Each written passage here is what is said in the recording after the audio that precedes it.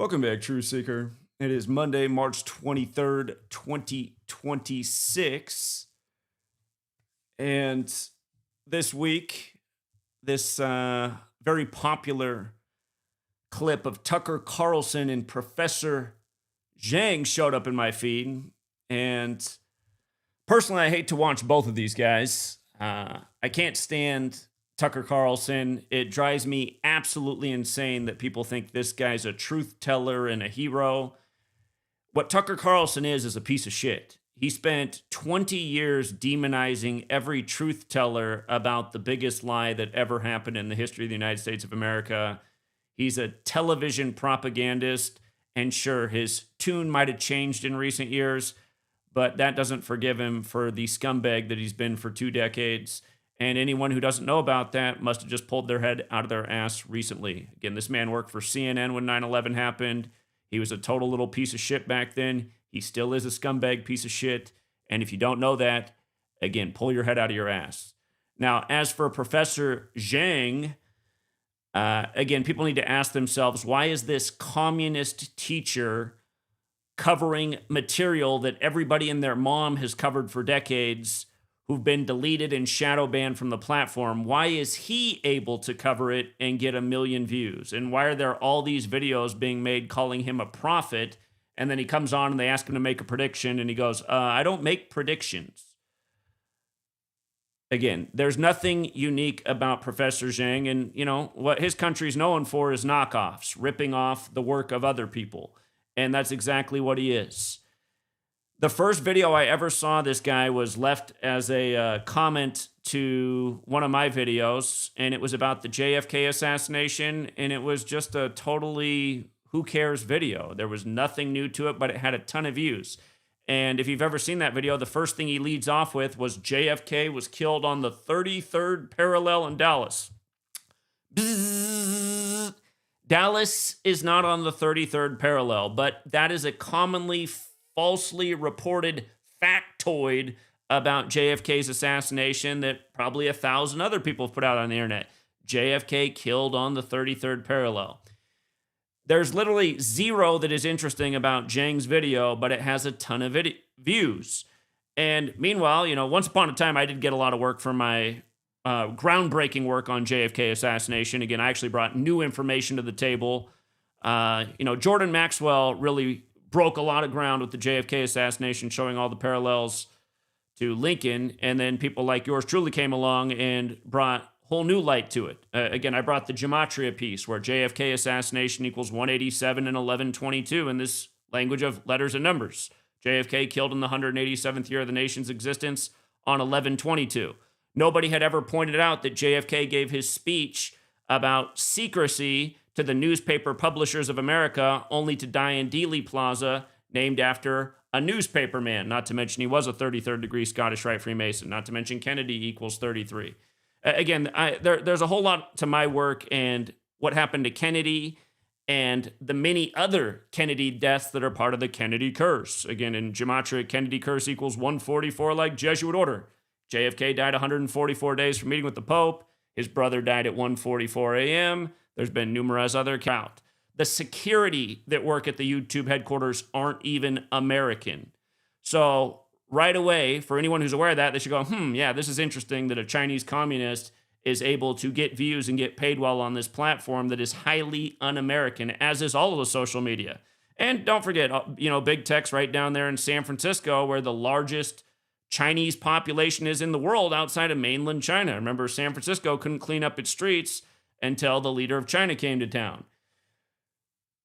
But yeah, there's something super suspect about this guy. And I just want you to hear what these two idiots said this weekend, the weekend of March 22nd, old 322, like Order 322 at Yale Skull and Bones. You know where Professor Jiang went to school? He went to Yale. Let's listen to this and let's point out all that is wrong. But yeah, you got to hear what these two called for here in this clip. All right. Where is Israel in a few years from now? So if you look at the main beneficiary of this war, it is Israel, because Israel has an ambition called the Greater Israel Project. which is what they believe that their God, Yahweh, promised to their ancestor, Abraham. And so they believe that Yahweh promised Abraham all the land from the Nile in Egypt to Euphrates in Iraq. If you look at the entire map, it also extends to Anatolia, which is southern Turkey, and even into Saudi Arabia. So if you look at what's happening, well, it's convenient in that the GCC is being destroyed. Saudi Arabia will probably be drawn into this war. It is possible Turkey will be drawn into this war as well. And this war allows Israel to remake the Middle East in its own image. Also, if you think about it, according to game theory, the main constraint to Israel achieving the Greater Israel Project is actually not Iran, but America, because America guarantees the military safety and protection of the GCC, Saudi Arabia, Qatar, Kuwait, Bahrain, UAE, these nations. And so if Israel is become dominant, it's become the hegemon of the Middle East, it needs to figure out how to remove America from the equation. And quite honestly, this war has shown the limitations of American power. Again, and this is the other thing about Professor Jiang.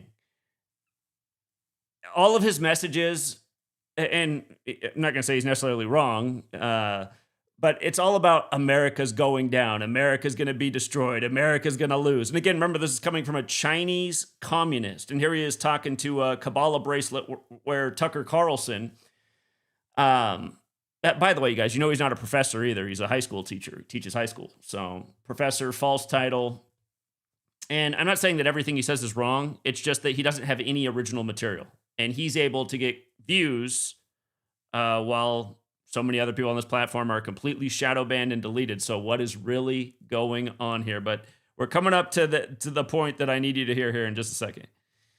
It's really annoyed the American people. The American people do not want this war. And American people don't even understand why America is in the Middle East. And so it's very possible that regardless of what happens in this war, America is forced to withdraw from the Middle East, in which case Israel is able to achieve its Greater Israel Project. It was clear to me that that was part of the motive, that Israel understood this and roped the United States into this war in order to get the United States out, in order to hurt the United States and get the United States out of the Middle East. Do you think that will be successful? I think the way this war is going, this plan will work.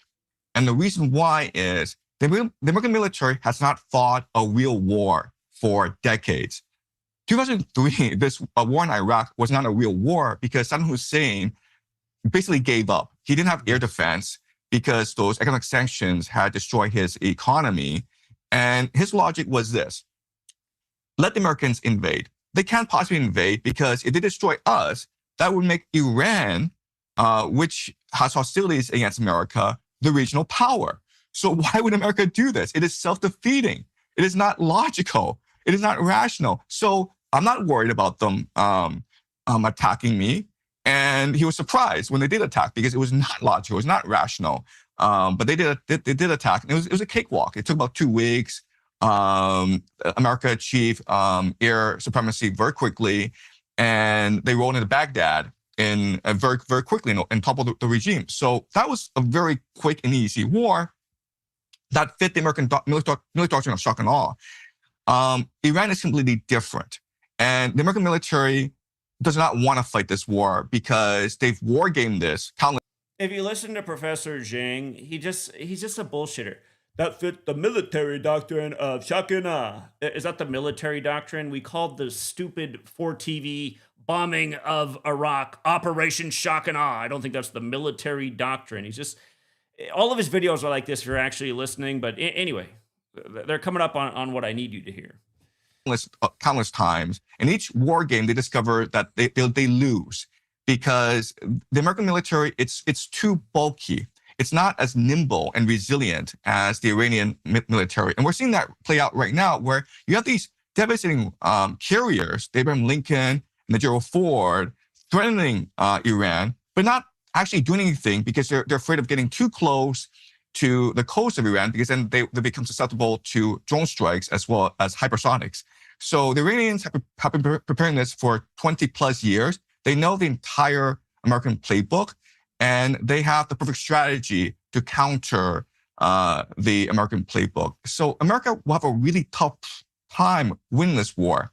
The great problem, okay, the big question now is, will America send in ground troops? Because once America sends in ground troops, then it becomes pot committed. It's mission creep, sunk cost fallacy. It'll be like Vietnam all over. So right now there's talk of 2,500 Marines who've coming in from Okinawa. They'll be in the Middle East in about 7 days' time. And the rumor is, and I don't know, but the rumor is the intention is for them to take Karg Island, which is the main oil depot for Iran. So Iran exports 9% of its oil from that facility, the island. And if the Marines were to take it, it would be great optics. Trump would look good on TV. It'd be a great boost for American morale. The problem is that you can take it, but you can't hold it because it's too close to Iranian coast, and the Iranians can attack with artillery, with drones. Okay, which means that you now have to take on the coast. You have to occupy the coast and create a forward operating base. But then you're exposed to the Zagros Mountains, right? Which means that you're now forced to occupy the mountains as well. So it's mission creep. It's exactly like Vietnam, where in 1965, 3,000 Marines went into Da Nang to occupy an air base, and like 4 or 5 years later, you have a 500,000 troops, right? So it started off as a very limited, self-defined mission, but then it just balloons. So America could find itself in the situation very quickly.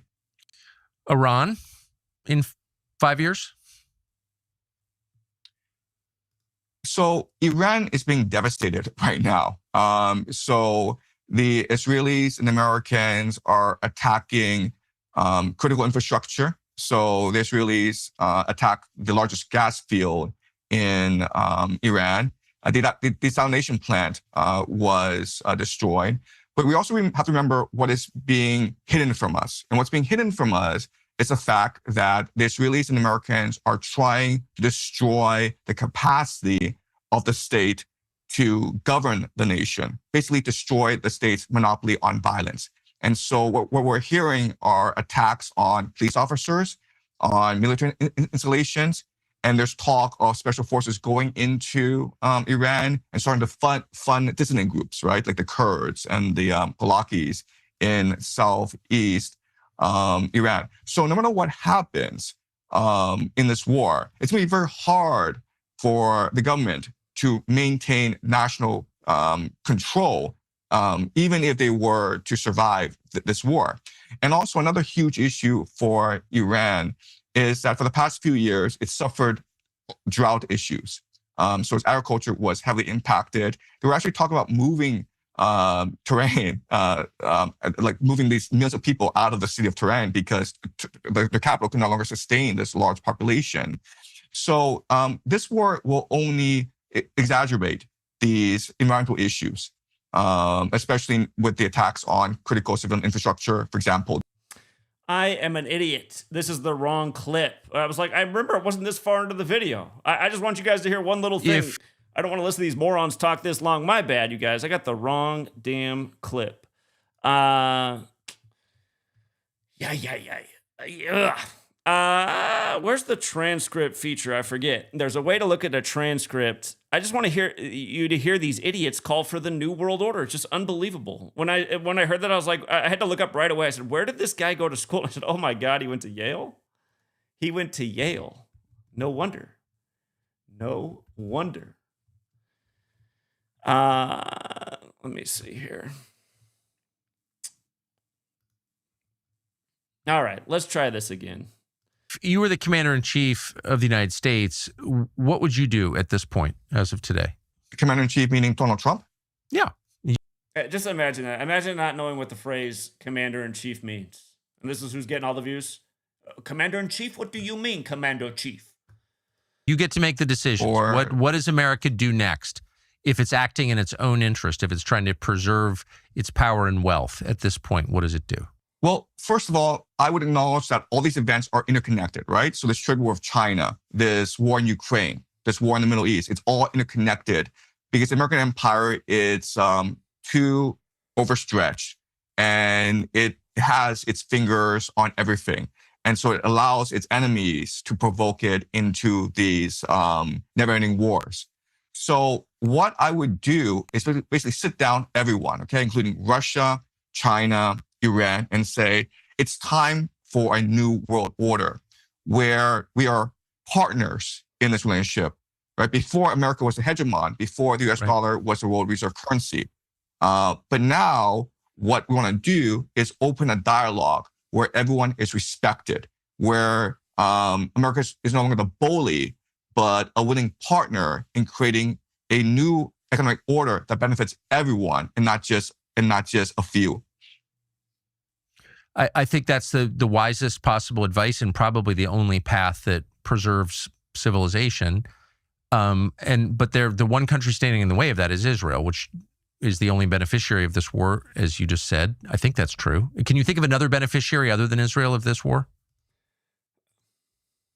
Well, Russia benefits, right? Because Russia is trying to win this war in Ukraine. That's correct. And America is forced to lift oil sanctions. And so now Russia is now able to take all these war profits, right? And then help the Iranians, finance the Iranians in the struggle against the Americans and the Israelis. So the Russians also benefit tremendously from this war. Yeah, but fair point. Yeah, and who else benefits is big oil and the military-industrial complex. Pretty easy. But yeah, go figure that Tucker Carlson also on board with the New World Order plan after spending 20 years on TV demonizing people who saw through 9/11 and who pointed out things like the fact that George W. Bush was the president, and it happened 11 years to the day of his father, George H.W. Bush, saying this. We have before us the opportunity to forge for ourselves and for future generations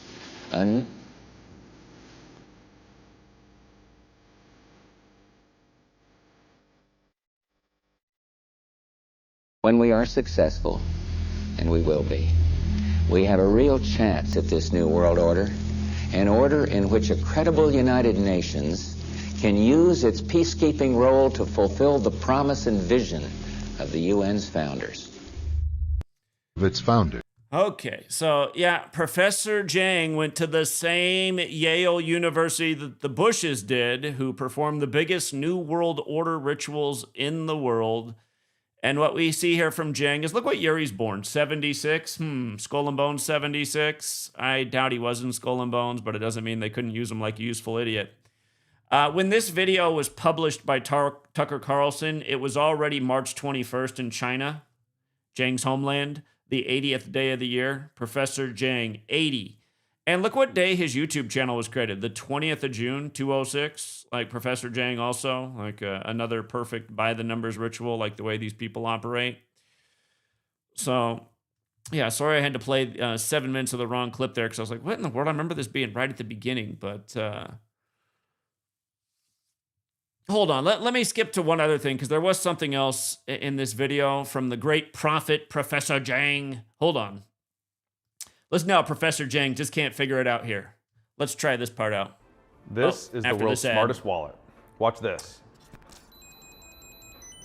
They are, but it seems as though they're able to control geopolitics in a certain manner as to fulfill their eschatological script. What role do you think Donald Trump plays in this? That's a really hard question to... Is it a hard question? Is it a hard question to answer what role Donald Trump plays in this? He's going to give us 4 scenarios here. The first one's correct, but it's not hard to know which of the 4 is correct. Anyway, let's continue. Answer. So let's look at different possibilities, okay? The first There's only one possibility. We've already proven it 1,000 times over since 2015. Why is this guy getting the views? Did this guy put out a video the day Netanyahu came back to power? No, he didn't have a YouTube channel yet. Again, we put out the video that day. When I say we, I mean me. Put out the video the day Bibi came back, why they were going to start this crazy war right around the time Yale turned 322 years old. Boom, the war starts 2 days prior. Those are called prophetic predictions. Why is this guy getting all the credit?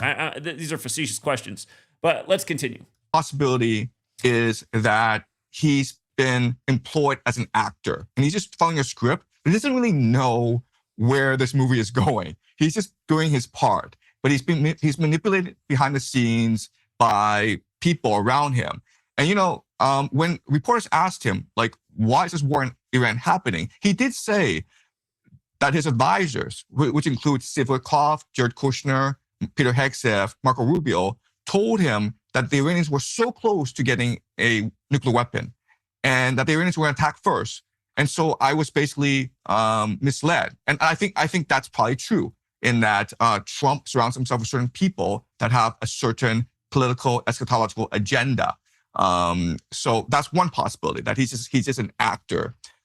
Another possibility is that he himself has a messianic calling, okay? And what I mean by that is, if you go back to January 2021, he was politically dead, right? Because the January 6th riots happened. Don't forget who told you when they removed him from office at 74, the Jesus Code, his career would be resurrected by the Jesuits in 2024. This guy. Why is this guy getting the views? This guy does not have it figured out. This guy's a copycat of those of us who know what's going on. It really is damn shameful. Let's continue. He was impeached twice, and then after he left office, there was for anybody who's new here, it's like, what are you talking about? 74, the Jesus Code. Learn Gematria, just the most simple cipher. A is 1, B is 2, C is 3, up to Z is 26. Jesus equals 74, like cross, like Messiah, like gospel, like parables, like Jewish, like occult, like Masonic, and the list goes on. Like English, like Gematria. We pointed it out 4 years in advance why they'd reinstall Chump at age 78, Cleveland 78, like the only other split-term president was Grover Cleveland. Trump had his convention in Cleveland in 2016. Again, we're doing the amazing work over here, and Chinaman comes along and gets to take credit for everything, but he still doesn't have it figured out. It's just maddening. Lawfare conducted against him, and he went bankrupt. So it was as though the entire world went against him. But now he's president of the United States. And so how would he personally understand this? I think a lot of it is God has asked him to serve. There's a call to serve, and he has to fulfill a mission. But what this mission is, okay? What this mission is, whether it's to save Israel, whether it's to save America, whether it's a part of a grander scheme, only he in his heart knows. And I think no one except him knows, okay? So I think that's another possibility. And the third possibility is that this is all Israel's doing. Netanyahu is the one who's forced him into this sort of situation because the Israelis attacked first. Netanyahu forced him into this situation. See, this is all bullshit. Netanyahu is a puppet like Trump is a puppet. Again, Netanyahu graduates from high school in Philly in 67. Like satanic 67, like the synagogue of Satan in the letter to the Church of Philadelphia. Again, just this information he's putting out is truth just conflated with bullshit. Again, Benjamin Netanyahu, 282 in Gematria, 282 days after he comes back, October 7th happens, 28/2, 28th of February, the 8th anniversary of the Temple coin coming out with Trump's head, they'll attack on Iran. Again, this is the puppet show. These are the chosen characters on the world stage. And he does mention the names of the people who actually run the show, but he just conflates it with all this confusion. And again, people like Bibi aren't calling any shots. They're just the chosen actors, just like Trump. And Marco Rubio said this, where, you know what, we wanted these negotiations, but the Israelis were planning to attack. If they attacked, the Iranians would be compelled to attack both the Americans and the Israelis, and we did not want to put our soldiers in harm's way, so we attacked with the Israelis. Okay, so it's possible this is all Netanyahu. Can you imagine saying that? We didn't want to put our soldiers in harm's way, so we instigated a needless attack and started a war? Okay. No, it's machinations. And another fourth possibility is they have co-opted him. Like there's blackmail on him. There's and he has absolutely no choice but to do what he says because he's compromised in a certain way, and maybe his family is under threat. So all four are possibilities, and quite honestly, I have no idea which possibility is the most correct. Great prophet, Professor Jiang has no idea. Great. Yeah, I don't think anybody does, and I've really tried to keep. Maybe you should do a better job of research there, Tucker. Bring on somebody who actually called all this stuff out from the beginning, who was out on the streets of Seattle the day Bibi stepped down from power and explained why to the streets of Seattle why he was stepping down that day, June 13th, the day leaving 201 days left in the year. The state of Israel 201, like the Jesuit order, the people who actually run it, comes back on 12/29, the 201st prime. And also on Texas's birthday, the Lone Star State. I know there's still something greater to that. The Lone Star State, big oil state, big Christian state, pro-Zionist state. Anyway, yeah, these guys calling for the new world order. It's unbelievable. Unbelievable. So there's your answer for why this guy's being promoted so much as some great voice of reason, the prophet who knows exactly what's going on, who's calling it all out before it happens. Meanwhile, he can't call anything. And even every time he goes, hey, look at how many thumbnails exist on the web right now. They have tons of views with the word prophet in the title with this guy. And then they ask him a question. He's like, I don't know because I don't make predictions. Like, what the hell is this? What is this? He doesn't have any great predictions, but they're calling him prophet. I'm not trying to be called prophet over here, but we have a million great predictions. You know, we called this thing out in spades from day one. Professor Jiang over here. I can't tell what Trump is. It could be this or that or this. It's all so obvious. These people on the world stage are puppets. Do you remember when the first election was going on with 2016 with Trump and Hillary? I think it was the band Avenged Sevenfold put out that music video of all the world leaders on the stage on puppet strings. That wasn't Avenged Sevenfold's idea. That was just more mockery, showing you in plain sight what it really is. The great theater show. But yeah, Mr. Yale, Mr. New World Order, Mr. China, Mr. America's going down. And he's not wrong about that. It's just, it's all part of the mockery. This country, the real power in here does not serve the American people at all. And everybody should know that. Again, the most powerful companies in this country right now are big tech, and they are horribly anti-American. They are horribly anti-First Amendment. They're horribly anti-Second Amendment. Those are the things that make America, America. And then you wonder why a Chinese communist is being promoted who rips off other people's content. Sickening. All right. Let me see. I got about 10 minutes, and I'm not doing StreamYard. I'm going to see if things run better without StreamYard, because StreamYard's been giving me a lot of trouble lately. If you guys want to call in, it is that 509 number on the screen. I got 10 minutes for phone calls. And while we wait on the first call, if you saw yesterday on old 322, it was a back and forth of threats. Trump threatening to take out Iranian energy sites, and then Iran threatening back that they would take out U.S.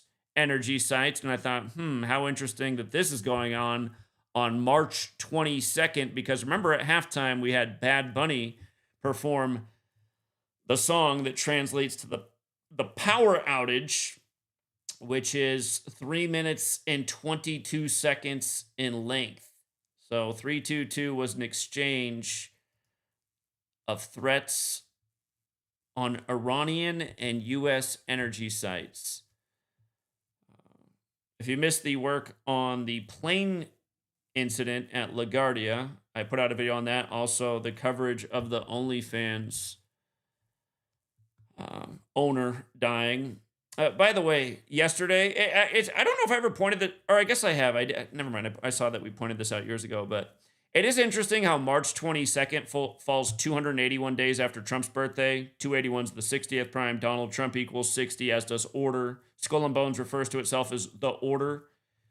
But yeah, there's this big history with 281 and Skull and Bones. George Herbert Walker Bush, HW. He died in Houston, the 281 area code. Prescott Bush died on the 281st day of the year, which is also the anniversary of Netanyahu declaring war on Hamas. And again, kind of like a crusade, the Skull and Bones secret society gets its symbolism from the Templars, the Crusaders. And when George W. Bush was president, he referred to us going into the Middle East as a crusade. On William Huntington Russell, one of the Skull and Bones founders, he died 281 days after his birthday, 281. So this major 281 pattern with Skull and Bones, again, it's the 60th prime, order 60 like Skull. But yeah, it just so happens that from Trump's birthday to old 322 is 281 days. And don't forget, Donald John Trump, 76, like Skull and Bones, like Professor Jiang, born in 76. Yesterday's plane flight, happened later in the day. The plane that supposedly crashed into the fire truck, they had to tell you that 76 people were on board, 41 injured. Number 41, Skull and Bones, Papa Bush, George W. Bush, born on 7/6. And don't forget when the Georgia Guidestones put up on March 22nd, old 322, they came down on Bush's 76th birthday on 7/6. Airplanes, fire trucks, Skull and Bones should remind you of 9/11. So I covered this earlier. Again, all the parallels here. Flight 8646, what a number. But yeah, that video was put out earlier. And, let's see. Oh, also, ChatGPT, which used to be quite favorable and spoke quite highly of my work, is now like a troll of my work. It asks if you would like if it would like to show you how my work can be debunked, and so I said, yeah, I'd like to see that. So it said, let's walk through a realistic style example of the kind of claims Zachary K. Hubbard often makes, and then break down exactly how it works and where it falls apart. So a Gematria style claim might go like this: the phrase "Kansas wins" equals 137. Now, first of all, I've always taught people to never decode that way. So the first example to debunk me is to do something in exact opposition to how I would break it down. What we would do is say Kentucky equals 29, and then we'd see how Iowa State picked up their 29th win yesterday. We'd say, the Tennessee coach can get his 256th win, square root of 16, and advance to the Sweet 16 like he did yesterday, et cetera, et cetera. The phrase Kansas wins, I would never decode like that. But then watch this. This is just stupid. The game happened on the 137th day of the coach's tenure. Therefore, the outcome was scripted. So it's sort of similar to how I would do it, but I would never do a decode like Kansas wins. I'd point out, for example, like so often it will be that way. The coach picks up his 29th win versus a team that equals 29 days after his birthday. That stuff happens all the time. But then it breaks down the cipher. But how weird is this? How weird is this debunk? It shows that Kansas equals 65. I'm sure you remember when Kansas won March Madness the other year. That was the 83rd tournament, so it was 4 years ago. They won the championship 65 days after the state's birthday. Kansas was the only team that scored 83 points in the opening round, which is why we put our future in for Kansas in the opening round, which paid dividends. But then it goes on to wins, and it shows that's also 65. And then it says already we hit an issue. It's not 137, it's 130. So what is it trying to say? Is it trying to say that I falsely equate numbers with, like, what kind of debunk is this? Have you ever seen me put out a false numerical connection? Okay, so anyway, I'm just like, this is bullshit. What else was funny? I said, since you're aware of Hubbard's work, you must be aware of the numerous correct predictions. And then it says it's not aware of any correct predictions, but it does know that I thought Kamala Harris would replace Joe Biden during his tenure. I'm like, oh, so it's aware of that, but it can't name any. I mean, just the other day, we just gave out for free why LeBron, as a major underdog, was going to beat Miami for the 45th win in the King James Ritual. So fuck ChatGPT. What a bullshit ass platform. Who's programming it with this bullshit? God. Meanwhile, as I routinely show, all roads lead to Rome and the Pope. Here's your Air Canada ritual. Air Canada locking down the runways of LaGuardia on the 191st day of the Pope's age. Anyway. All right, we didn't have any callers, so I guess we don't have anybody that wants to share anything today. It is that number on the screen. Last chance for a phone call, because I'm going to wrap this up and go get my daughter here in a minute. Anyone asking me what I got for tonight's games, my response to you is, why aren't you on my Patreon? You should be on Patreon. We cover sports every day in the morning. Entry-level material, There. You can search the beginner videos. In my books, I write for beginners too, to get your feet wet with the code. So my books are out there if you just search my name. Yeah, my bad. Well, I didn't make you watch the entire interview. It was like an hour and a half, but I did play the wrong clip first, and I was like, "What in the world?" It was supposed to be right at the beginning of this video. So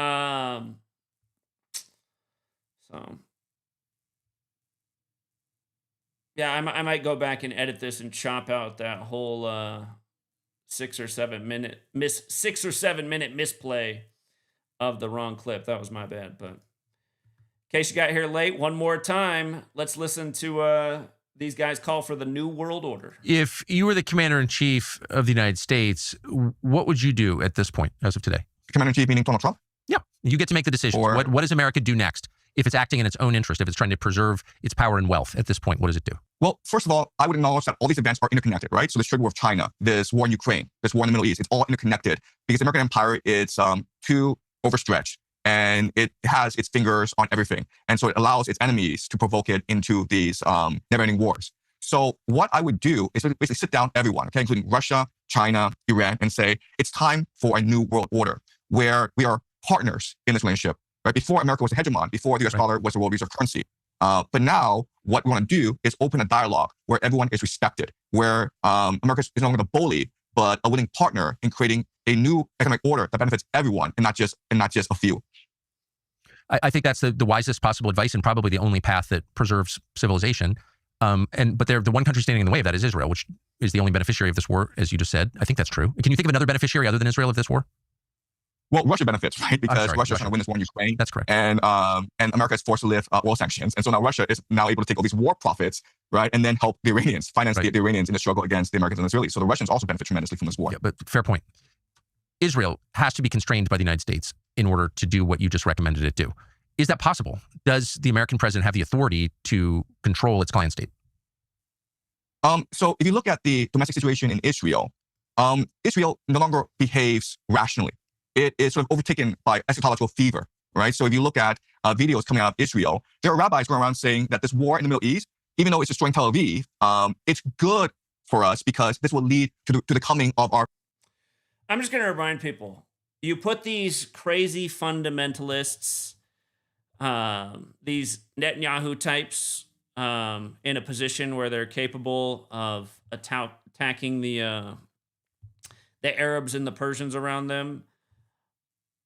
Again, a clever cabal like the Jesuits who take on the role of the Templars who came before them, the Crusaders. Just think about how smart that is to just use them to do their work and then get everything pinned on them. Because I'm telling you, that's exactly what's going on in the world. That's why all of these things are perfectly connected with the Pope and the Superior General, as we just saw with the start of the war in Iran. And that's why the same Jesuit code is all over this nation's history, Israel's history, from the beginning up to the present. They are the smarter criminal. They know how to frame someone for the crime they want committed. It's really as simple as that, but a lot of people just aren't getting it. And part of the reason people don't want to see it is because they're more connected to the church, because they were brought up in the West where most people are Jesus people. So anyway, yeah, I might have to redo this video in a shorter version because I wanted that clip to be right at the beginning there with Jiang calling for the New World Order and Tucker Carlson going, "You are exactly correct. We need a New World Order." Oh man, it's too perfect that he went to Yale. It's just too perfect. All right, Truth Seeker. We'll leave it there for now. And until next time.